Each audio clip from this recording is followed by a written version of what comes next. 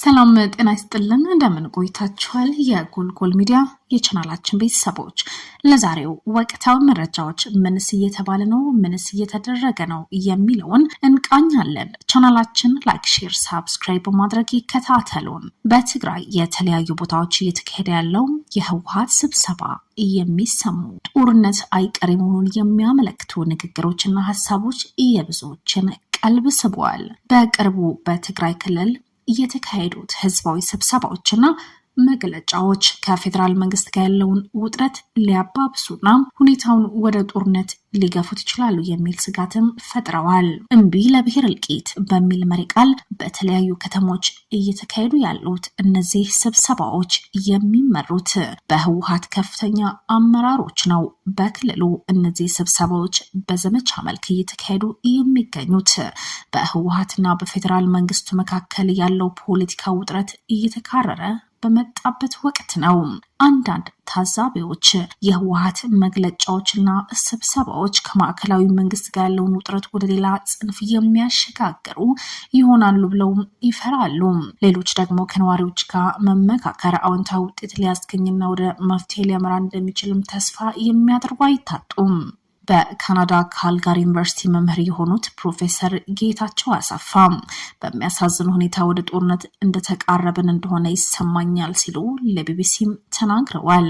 የህወሓት መሪዎች በሚሰጡት መግለጫዎችና ንግግሮች ውስጥ በጄኖሳይዳል ስርዓት መቃብር ላይ የሚለው ሀረግ መጠቀማቸው እንዲሁም ከዚህ በፊት በነበረው ጦርነት ልጆቻቸው ያጡ ቤተሰቦች የቀሩ ልጆቻቸውን ለጦርነት እንዲያቀርቡ የሚያሳምንና የሚገፋፋ ይመስላል ይላሉ።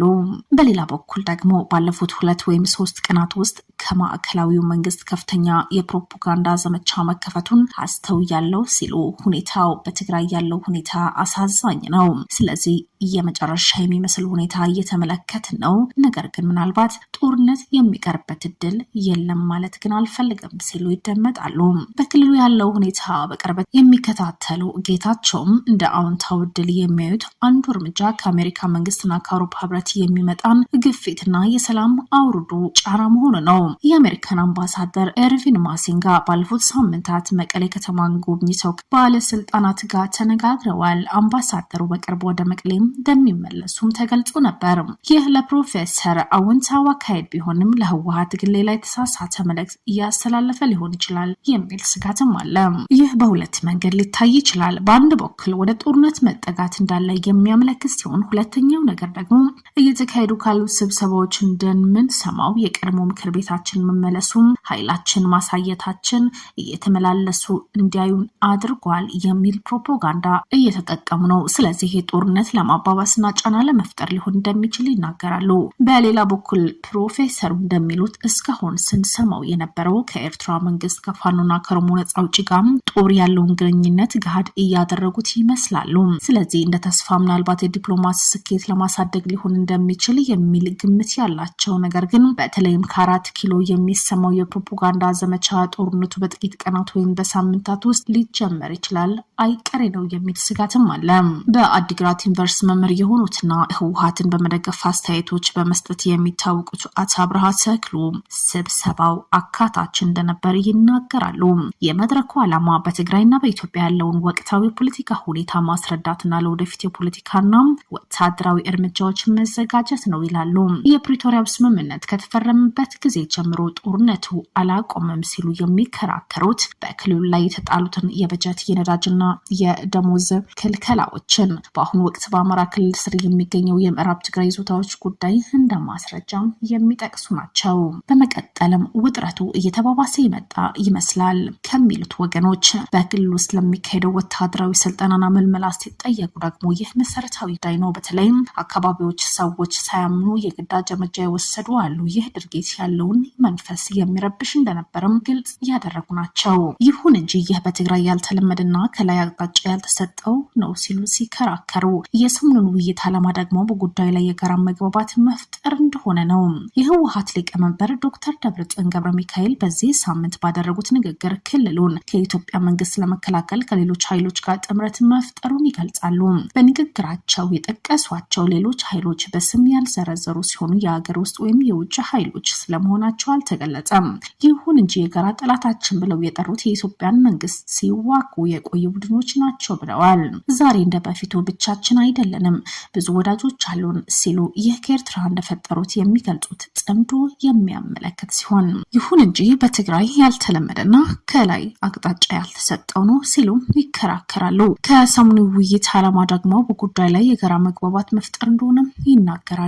የህወሓት ሊቀመንበር ዶክተር ደብረጽዮን ገብረ ሚካኤል በዚህ ሳምንት ባደረጉት ንግግር ክልሉ ራሱ ከኢትዮጵያ መንግስት ለመከላከል ከሌሎች ኃይሎች ጋር ጥምረት መፍጠሩ ይገልጻሉ። በንግግራቸው የጠቀሷቸው ሌሎች ኃይሎች ስም ያልዘረዘሩ ሲሆን የሀገር ውስጥ ወይም የውጭ ኃይሎች ስለመሆናቸው አልተገለጸም።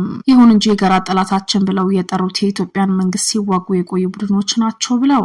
ዛሬ እንደ በፊቱ ብቻችን አይደለንም፣ ብዙ ወዳጆች አሉን ሲሉ ይህ ከኤርትራ ጋር እንደፈጠሩት የሚገለጸው ጽምዶ የሚያመላክት ሊሆን እንደሚችል ተገምተዋል። ብልጽግና ካሁን በኋላ ትግራይ ብቻ አይገጥምም፣ አገዛዙ እንደ ስጋት የሚቆጥሩት ሌሎች ኃይሎች አሉ። ምንም እንኳን በራሳችን በእንተማመንም ይህንን ስርዓት ለማስወገድ የሚፈለጉ አጋሮች አሉን ይላሉ። በንግግራቸው የኢትዮጵያ መንግስት ቀውስን በሰላማዊ መንገድ ለመፍታት ዝግጁ እንዳልሆነ በማንሳት ወቅሰዋል። ችግሩን በሰላማዊ መንገድ መፍታት ካልቻለን በኃይል መፍታት አለብን፣ ለዚህም ሰራዊታችን በማጠናከር አቅማችን እንገነባለን ሲሉ እየተደመጡ ናቸው። ከዚህ ቀደም ህወሓት የፌዴራል መንግስት የፕሪቶሪያ ስምምነት በመጣስ በባንክ፣ በነዳጅ አቅርቦት፣ በበጀት፣ በመድኃኒትና በሌሎች አስፈላጊ አገልግሎቶች ገደቦች ጥሏል የሚል ክስ ሲያሰማም ቆይቷል። መንግስት ህወሓት ከኤርትራ መንግስት ጋር ለጦርነት እየተዘጋጀ ነው ሲሉ ወንጅሏል። ከወደብ ጉዳይ ጋር በተያያዘ ከኢትዮጵያ መንግስት ጋር የተቃረነው የኤርትራ መንግስትና ክስን ውድቅ አድርጎታል። ጠቅላይ ሚኒስትር አብይ አህመድ በሐምሌ 7 2018 በተካሄደው ዓመታዊ ስብሰባ መዝጊያ ላይ በሰጡት ማብራሪያ ህወሓትም ጭምር ቀልብ ከገዛ ለመነጋገር ጥረት ማድረግ ያስፈልጋል ሲሉ የተደመጡ ናቸው። በትግራይ ክልል ጦርነቱ እንዲነሳ ሰፊ ፍላጎት አለ፣ እምቢ ያልንበት ምክንያት ትርፍ የለውም ብለን ነው ሲሉም የተናገሩ ናቸው። ሰሞኑን ምን እየተባለ ነው? ምንስ እየተደረገ ነው? በብዙዎች ዘንድ ስጋት እየጣለበት ይህ የፌዴራል መንግስትና የህወሓት ያልተቋጨው አለመግባባትን ወደ ጦርነት እንደገና ይከታል የሚል ትልቅ ስጋትም እንዳገረሸ ነው። ቻናላችን ላይክ፣ ሼር፣ ሰብስክራይብ በማድረግ ወቅታዊ ጉዳዮችን ይከታተሉ።